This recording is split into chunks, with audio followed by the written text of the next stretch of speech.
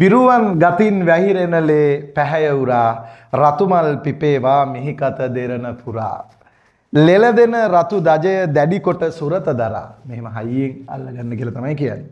හරි පියවර නගමු නිවහල් නව ලොවක් කරා ටිල්වින් සිල්වා මහත්මයා නේ ජනතා විමුක්ති විරුණේ ලේකම් 36 වෙනි ඉල්මහා විරු සමරුවේදී කියපු කවියකින් තමයි අද අපි මේ වීඩියෝ එක පටන් ගන්නෙ.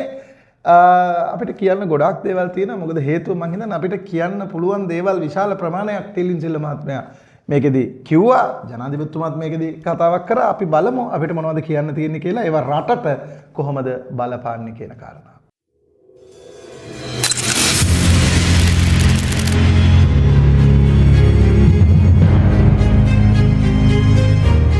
අයිබෝන් මම හේමප්‍රිය කවිරත්න. ඔබ දන්නවා අපි දේශපාලනය පිළිබඳ කතා කරන channel එකක්.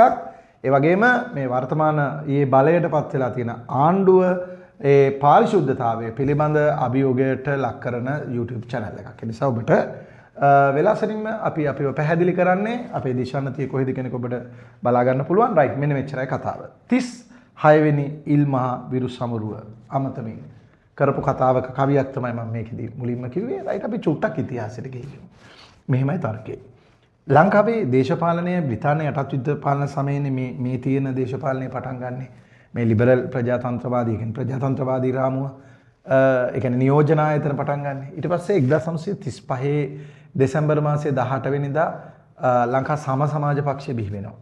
මම ඊටම කෙටියෙන් කියාගෙන යන්නම්. සම සමාජයෙන් කැඩිච්ච කණ්ඩායමක් 1943 දී නිල වශයෙන් 40 වගේ කැඩිලා ගියේ ශ්‍රී ලංකා කොමියුනිස්ට් පක්ෂය බිහි කරනවා. ඔය රෝහණ විජේවීර මහත්මයාගේ තාත්තා කොමියුනිස්ට් පක්ෂ සමාජිකයෙක්. ඒතකොට කොමියුනිස්ට් පක්ෂයට ලැබෙනවා රුසියාවේ විශ්වවිද්‍යාලවල ඉගෙන ගැනීම සම්බන්ධයෙන් වූ ශිෂ්‍යත්ව. මේ ශිෂ්‍යත්වයකින් රෝහණ විජේවීර මහත්මයා රුසියාවේ ලුමුම්බා විශ්වවිද්‍යාලයට යනවා. ලුමුම්බා ඔබ දන්නවා පැට්‍රිස් ලුමුම්බා කොංගෝවේ නිදහස් රටනේ නායකයෙක්.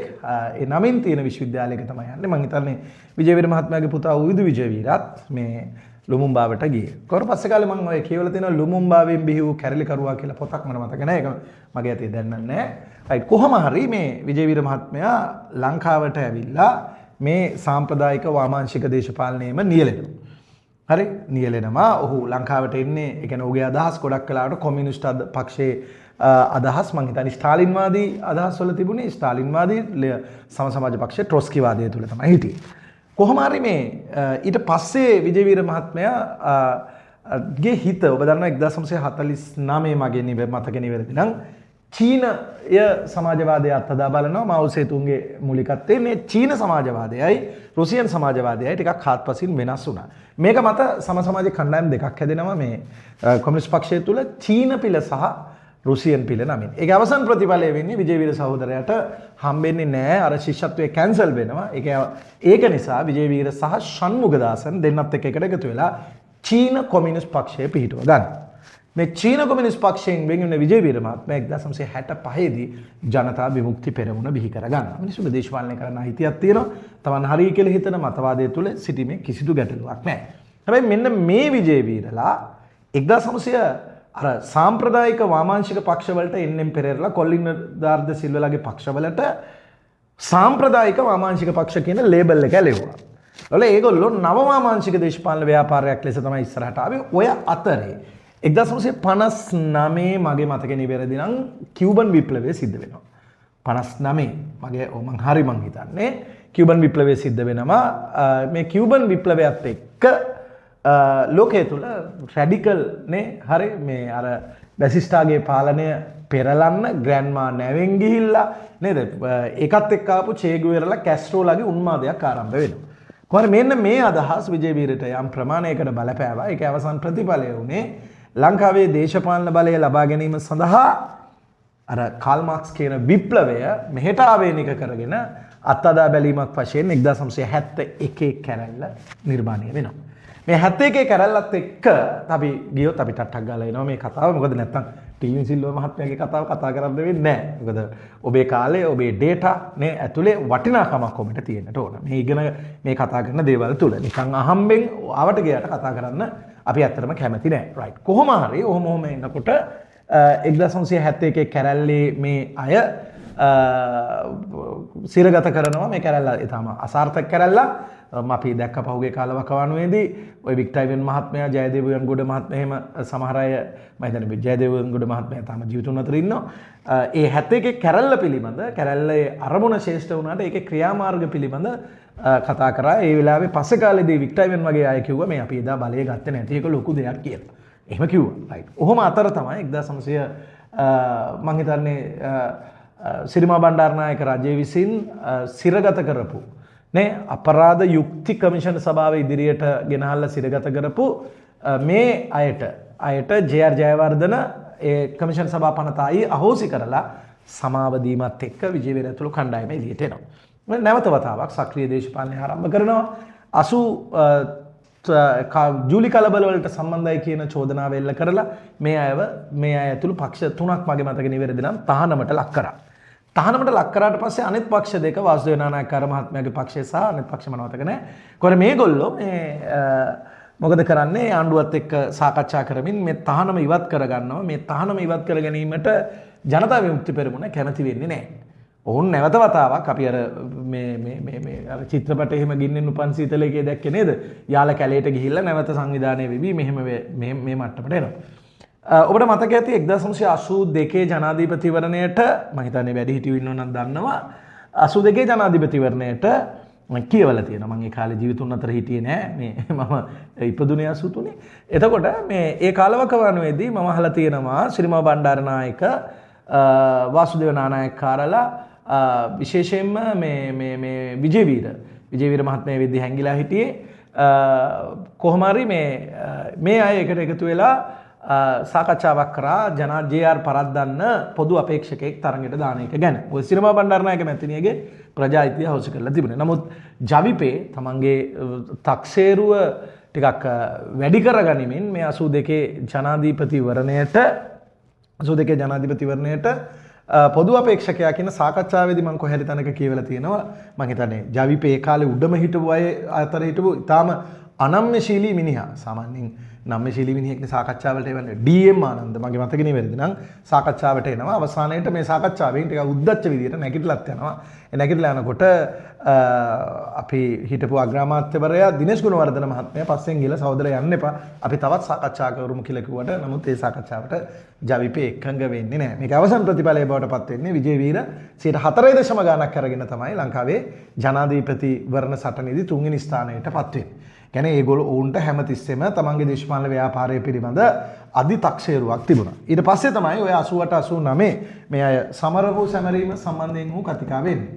අපි ඉතිහාසය දිහා හැරිලා බැලුවොත් ඇත්තටම මම හිතනවා මං දේශපාලන පක්ෂපාතීත්වයකින් තොරව හිතනවා මේක මේ 82 පොදු අපේක්ෂකයා. අපි හිතමු මම තාමත් විශ්වාස කරනවා ජේ.ආර්. ජයවර්ධන 82 ජනමත විචාරණය තිබීම වැරදි කියලා. හරි ඒක මම වැරදි කියලා විශ්වාස කරනවා.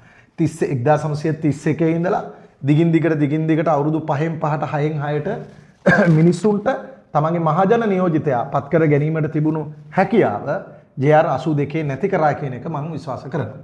ඒ නිසා තමයි මේ අනුර කුමාර දිසානායකගේ ආණ්ඩුවත් පළාත් සභා මැතිවරණය තියන්නේ නැහැ කියද්දි මම ඒකට විරුද්ධ වෙනවා. මොකද මැතිවරණ තියන්න ඕන. මැතිවරණය නොතියා ජනමත විචාරණයකින් බලය තහවුරු කර ගැනීමේ ක්‍රියාවලිය මම පුද්ගලිකව අනුමත කරන්නේ නැහැ. ඒක වෙන කතාවක්. රයිට්. කොහොම නමුත් දේවල් සිද්ධ වුණා. මේක ඇතුළේදී ජවිපේ හැසිරීම ඊටාම දැන් අද කියන විදියට විරුවන් ලෙස සමරන මේ අය දැන් අපේ ටිලින්සිල මාත්මේ අපි වර්තමාන කතාවට එමු. අපි සමාව දෙන්නේ නැහැ කියලා කියනවා. නේද? හරි. අපි ප්‍රතිපත්තිගරුකයි. ඒක අපි තව පොඩ්ඩකින් කතා කරන්නම් ප්‍රතිපත්තිගරුකුනේ කොහොමද කියන කාරණාව. හරි. මේ ඔවුන් මේක අවසන් ප්‍රතිඵලය උනේ ඊටාම අපි කුමන හෝ තත්වයක් තුළ දේශපාලනයේ මොන පැත්තට කතා කරත් 60,000ක් 70,000ක විශාල ප්‍රමාණයක් ඝාතනයට ලක් වුණා. ඔය 88 89 දී හිටපු සමහර අයත් එක්ක මම කතා කරලා තියෙනවා. මම හිතන්නේ ජවිපේට වැරදිච්ච තැන තමයි ආමි එකේ ඉන්න අයට සහ ආරක්ෂක අංශවල ඉන්න අයව මොකද්ද එළියට ආවේ නැත්තම් පවුලේ අය මරනවා කියලා ගත්ත තීරණය තමයි JVP එකේ ඉහළම කාඩර්වරු එකින් එක මොන වෙන්න පටන් ගන්නේද? අහු වෙන්න පටන් ගන්න. මම හිතන්නේ පළවෙනියටම අහුනේ කදුරු පොකුණ ඩී.එම්. ආනන්ද දුන්නා. මෙහෙම එකිනෙකා දුන්නා. සිරිය අයියා නැත්තම් සෝමන් සමරසිංහ විතරයි යෝගෙන් ඉතුරු උනේ. අනිත් සියලු දෙනා ඝාතනයට ලක් වුණා. ඒක මතක තියාගත යුතු කාරණාව. අපි ඒ නිසා මේ මලමිනී මතින් අපි දේශපාලනය කරන්න උත්සාහ කරන්නේ නැහැ. ඉතිහාසයේ කුමනෝ හේතුවක් මත දේශපාලනික අරමුණක් වෙනුවෙන් ඒ මියගිය අය ගැන අදහස් ප්‍රකාශ කරන්නේ නැහැ. මට ඒකට පුද්ගලික හැඟීමක් තියෙනවා. නමුත් ඒ පිළිබඳව මම ඒකට පුද්ගලික අදහසක් තියෙනවා. ඒක හොඳද නරකද කියන ජජ්මන්ට් එකට මම එන්නේ නැහැ. මොකද ඔවුන් මිය ගිහිල්ලා නිසා. ඔවුන්ට නැවත වතාවක් ඇවිල්ලා මේ සම්බන්ධයෙන් උත්තර දීමේ හැකියාවක් නැති නිසා මිය ගිය ඇත් එක්ක දේශපාලනය කරන්නේ නැහැ. හැබැයි එකක් මම මේකෙන් බලාපොරොත්තු වෙනවා මේ රටේ ඉන්න මිනිසුන්ට මම දන්න දේවල් ඇතුලේ මම අහලා තියෙන දේවල් ඇතුලේ දෙපාර්ශවෙම වැරදි වෙලා තියෙනවා. ඒක අපි සුද්ධයි. මේකේ ලොකුම ප්‍රශ්නේ මේකනේ. දැන් මේ කතා ඇතුලේ තියෙන මොකද්ද? අපි සුද්ධයි. අපි ගාව ඉන්නේ විරු අරුන් ද්‍රෝහී. ඕන කෙනෙකුට තර්කයක් කරන්න පුළුවන්. ප්‍රජාතන්ත්‍රවාදී ආණ්ඩුවකට විරුද්ධව එක චිත්තකෙන් මොකද්ද? අපිත් මේවා පොඩි කාලේ දැකලා තියෙනවා. 88 89 දී අපේ ගෙවල් පිටිපස්සේ පැනලා ගිය JVP සහෝදරවරු ඒවා කළු කොඩි දාන්න කියපුවා. නේ JVP එකෙන් ඇවිල්ලා කළු කොඩි දාන්න කියනවා. ආමියකින් ඇවිල්ලා මොකද්ද? හරි ඒවා ගලවගෙන යනවා. ඒ වගේ වෙලාවල අපි අවුරුදු 6 7 කාලෙදී මොකද්ද? ඒවා පීඩනයට අපිත් ලක් වුණා. නිසා මේ හැමෝගෙම නේද? LTTA පීඩනයට, JVP එකේ පීඩනයට අපි හැමෝම ලතු වෙලා තියෙනවා. හරි. දැන් ඒක ඉතිහාසයට බාරයි. ආයේ සන්නද්ධ කතා බෑ. හරි. එතකොට අපි මේ කතා කරන්නේ මියගිය අය හෝ මරා දාපු අය ගැන නෙමෙයි. හරි? නෙමෙයි. අපි ඒක බාර දෙමු. මොකද ඒ අයට ඇවිල්ලා නැවත අදහස් පළ කරන්න බෑනේ. ඒ ගාව මොන අදහස තිබ්බත් නැවත ඒ අදහස පළ කරන්න බෑ. අපි මියගිය අය ගැන කතා කරනවා නම් මට අදටත් ලංකාවේ තියෙන ලොකුම ප්‍රශ්න වලින් එකක් තියෙනවා. පුරවැසියෙක් හැටියට. මොකද්ද දන්නවද? ප්‍රධාන වශයෙන්ම විජය කුමාරතුංගව ඝාතනය කිරීම සම්බන්ධයෙන් 83 ඉඳලා 89 වෙනකල් ලංකාවේ ජනප්‍රිය වුණාලුවා. ලංකාවේ මිනිස්සු සතුටු කරපු මිනිහෙක් ලයනල් මැරුවේ මූණට වෙඩි තියලා. හොඳට මතක තියාගන්න. මූණට වෙඩි තියලා මැරුවේ. විරුවත් එක්ක ඒ ඇත්ත එනන් සමරන්න ඕන. හොඳට මතක තියාගන්න. මේ කිසිදු පදනම් විරහිත දේවල්. නේ ඒවකට රූපවාහිනී හිටපු තේමිස් මහත්මයාව. නේ රූපවාහිනී මොකටද මැරුවේ? අර නේ හරි. එතකොට හරි ඉතින් මේ ඒ කියන්නේ මේ වගේ දේවල් මේ අපි ඇත්තටම මේ හිතා ගන්න බෑ මේ මරණ මොන වගේ ආකල්පයක් තුල මරපු දේවල්ද කියලා. මේ මොන ආකල්පයක් තුලද මේ වගේ ඝාතනයන් සිද්ධ කරන්නේ. ඉතින් ඒකට ප්‍රතිවිරුද්ධ පැත්තට අනිත් පැත්තට උත්තර ලැබුණා. හරි. ඒ විතරක් නෙමෙයි 88 විතර වෙනකන් JVP සහෝදරවරුන්ව පාවල දුන්නේ නැති සාමාන්‍ය මිනිස්සු මේවා දැකලා මොකද කරේ? මේවා පාවල දුන්නා. මතක තියාගන්න. දැන් අපි තව උදාහරණයක් වශයෙන් ගත්තොත් ප්‍රේමකීර්ති දල්විස් ඝාතනය. හරි? ඒ කියන්නේ මේ අය දේශපාලනය කරෙත් නෑ, මේ අය ඒවට විරුද්ධව හඬ නැගුවෙත් නෑ, රජයේ සේවයේ වැඩ කරා, අරව මේවා ඒගොල්ලෝ දුන්නු නියෝග පිළිපැද්ද නෑ කියලා ඝාතනයට ලක් කරා. මේ තියෙන ප්‍රේමකීර්ති ඝාතනේ සුලමුල කියලා මගේ අතේ පොතක් තියෙනවා. ඔය තමන්ගේ අය පාරිශුද්ධයි කියන සියලුම දෙනාට නේ පුළුවන් මේ ප්‍රේමකීර්ති ඝාතනය සම්බන්ධයෙන් මේ ධර්මන් වික්‍රමරත්න මහත්මයා ලියපු මේ පොතත් කියවන්න. නේ නන්දන වීරරත්නගේ පොත් කියවන අතරම මොකද්ද? හරිද? මේවා එකකුත් නිකන් කියවන්න ඕන. කියන එක තමයි මගේ අදහස තියෙන්නේ. හොඳට මතක තියාගන්න. හරි. ඒ වගේම මේ තියෙනවා ජවිපේ දෙවෙනි කැරැල්ල. තියෙනවා මේ. හරි. මේවා එකින් එක කියවපුවාම තේරෙනවා මොකද්ද? වරද අපි පාරිශුද්ධ නෑ. හරි. මේ තියෙන ජවිපේ දෙවෙනි කැරැල්ල පොත. මේ තියෙන්නේ ධර්මන් වේද සටන ජවිපේ දෙවෙනි කැරැල්ල දෙවෙනි කාණ්ඩය. මේක පළවෙනි එක, මේක දෙවෙනි එක. මේවත් කියවන්න ඕනි. නැත්තම් මොකද්ද? ඉතිහාසය සම්පූර්ණ වෙන්නේ නැහැ. හරිද? නේද? දැන් ප්‍රේමදාසට විතරක් හෝ ජයාට විතරක් මිනි මරණ උපෙක් ගැන කතා කරනවා නම් නේද? මේ අය මරපු ටිකත් අපි කතා කරන්න ඕනේ. එකින් එක කියන්න පුළුවන් වැඩක් නැහැ නේ. මෙච්චරයි මේවා ඩේටාත් එක්ක තියෙනවා. හරි? නේද? මේ අය කොහෙද හිටියේ? මේ කොතනද හිටියේ? ඉතිහාසය හරි වැරද්ද ගැන නෙමෙයි මම මේ කතා කරන්නේ. ඉතිහාසයේ දෙපැත්තක් තියෙනවා. නේ ඕනම දෙයක තියෙනවනේ. ඒගොල්ලන්ගේ කතාව තියෙනවා, මේගොල්ලන්ගේ කතාව තියෙනවා, ඇත්ත කතාව. මම ඇත්ත කතාවත් එක තමයි එන්නේ. හරි. එතකොට අපි ඒක ඉතිහාසයේ දැන් වැඩක් නැහැනේ. මේ මිනිස්සු මිය ගිහිල්ලා තියෙන්නේ. හැබැයි මිය ගිය අය සමරන දවසේ ජීවත් වෙලා ඉන්න මිනිස්සු කියපු කතා ටිකක් එක තමයි අපි මේ වීඩියෝ එක අද කරන්නේ. මෙච්චරයි විශේෂත්වය. හොඳට මතක තියාගන්න. මම අද කතාවට ගන්නේ ජනාධිපතිතුමාගේ කතාව ගන්නෙ නෑ. මම ගන්නේ ජවිපේ ලේකම් ටිල්වින්සිල්ල මහත්මයාගේ කතාව. රයිට්. ටිල්වින්සිල්ල මහත්මයා මේ කතාවේදී කියන කාරණාවක් තියෙනවනේ. නේ කවින හැමදාම කියනවා ටිල්ලි නේද? මුට්ටිය දාලා බැලුවා ආපු ගාම මොකද්ද? අර හොඳ මියුසිකල් ෂෝ එකකට මේ ගිහිල්ලා බැලුවා. පොඩ්ඩක් ගිහිල්ලා බැලුවා. සමාජය ආවා. කියන්නේ මොඩර්න් වෙන්න පොඩ්ඩක් බය නැතුව. හරි. මෙච්චරයි. මේ කතාව ඊටාම නරක කතාවක් ලෙස තමයි මම සලකන්නේ. තමන්ගේ ගැලරිය පිනවන්න, තමන්ගේ අර අපි මට හිතා ගන්න බෑ JV දැන් මම මේ වීඩියෝස් ටික බලපුවාම ඒකේ විහාරමාදේවි පාක් එකේ කොහොමත් හැමදාම මේගොල්ලෝ හිටියනේ නේද? හරි. මේගොල්ලන්ගේ සරන් පාටෙත් තමයි මම නිකන් කියන හැමදාම මේ ඉල්මහරුවේ ඔබ පැතුලෝ අපි ගොඩනගන්නේ. ඒක ගොඩනගන හැටි මම ජනාධිපතිතුමාගේ කතාව ගැන කතා කරන වීඩියෝ එකෙදි කියනවා. මේකෙදි කියන්නේ නැහැ. හරි. එතකොට ඉල්මා විරු සමරුව.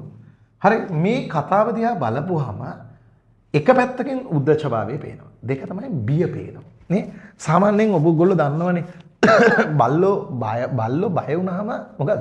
බුරනවා වැඩි. නේ බල්ලෝ බය වුණාම බුරනවා වැඩි. මම මේ බල්ලා කියලා කියන ටිලින්ජිල්ල මහත්මයා නෙමෙයි. ඒගොල්ලෝ මට්ටමට මම පහතට වැටෙන්නේ නැහැ. නමුත් මම මේ උදාහරණයක් ගත්තේ. ඔහු කියනවා 5000ක් අපිට විරුද්ධව ගෙනාවොත් අපි 50000ක් මොකද්ද? එළියට ගේන්න පුළුවන්. හරි 50000ක් ගේන්න පුළුවන්. හරි. ඉතින් ඕක තමයි ඉතින් හැමදාම කරේ ඉතිහාසයේ ඉඳලා. මොකක් හරි වැඩක් කරොත් මොකක් හරි මේ රටේ ප්‍රොජෙක්ට් එකකට නේද මිනිස්සු ටික පාරට බස්සලා නේද මොනවද නොකලේ කියන්නකො 50000 නෙවෙයි ලක්ෂයක් වුණත් ගේන්න පුළුවන්. කිසි ප්‍රශ්නයක් නැහැ. ඔය ඉන්නවනේ නිශ්චිතවම 3%ක ප්‍රමාණයක් ඉන්නවා. නේ හරිද? හරිද?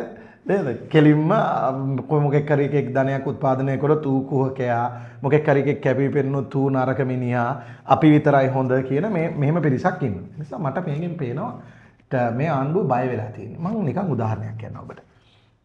ලක්ෂ 55ක ඡන්ද ප්‍රමාණයක් ගත්තනේ. සරලව ගමු. 68කට වැඩි වුණානේ මේ පාර්ලිමේන්තු ප්‍රතිවරණයේදී.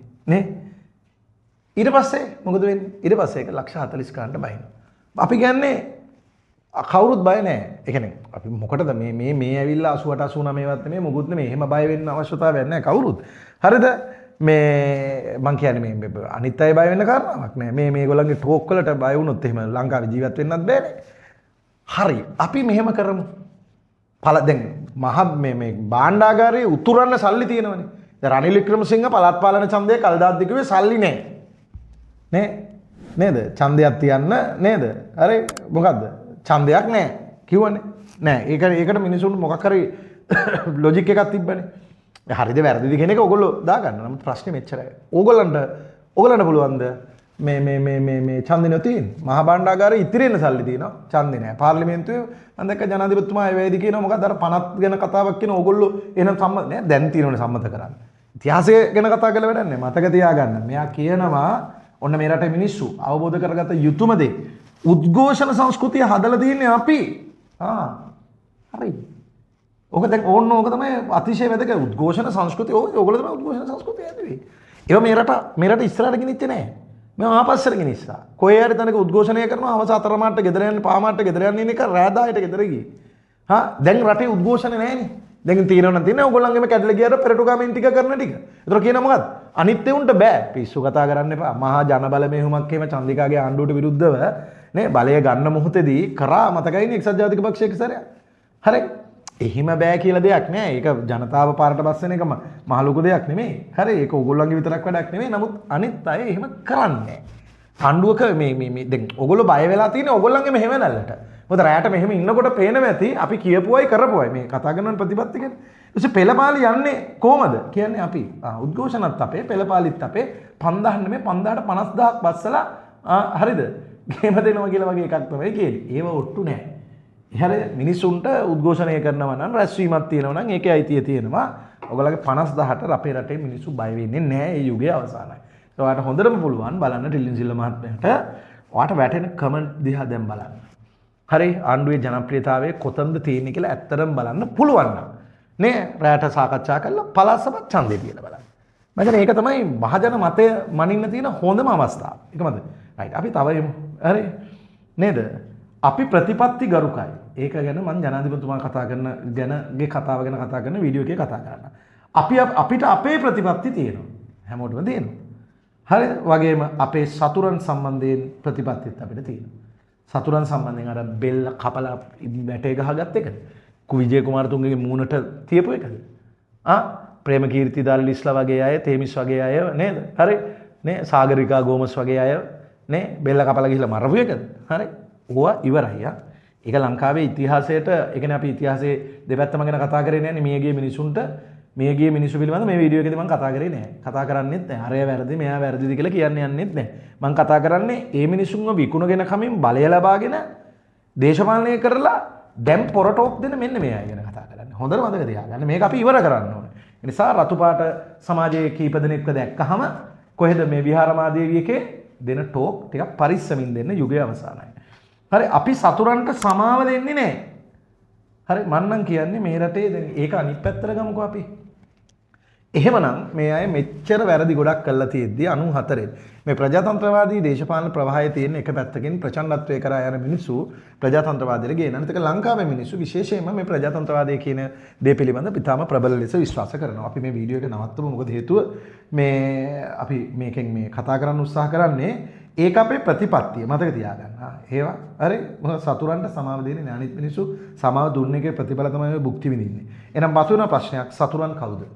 මේකේ ඊළඟට මතුවෙන ප්‍රශ්නේ තමයි මේ කියන සතුරන් කවුද? ආණ්ඩුවේ 159කුත් ඉන්නවා. හරි අනිත් මිනිස්සු තුවක්කු අතර අරගෙන නේ ජනාධිපතිතුමා නම් කිව්වා අපිට විරුද්ධව ගල් කැටයක් ගන්න බෑ. අර ඡන්දෙ තියලා බලන්නකො.